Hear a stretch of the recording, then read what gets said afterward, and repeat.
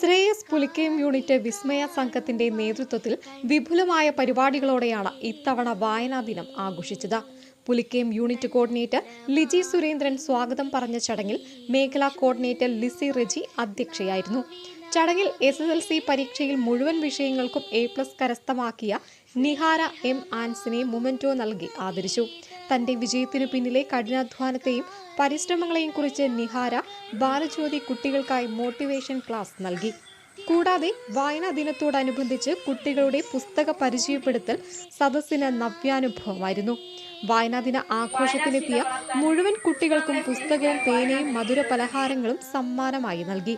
Pulikkayam unit secretary ഷിൽബി Raju ആശംസ അറിയിച്ചു.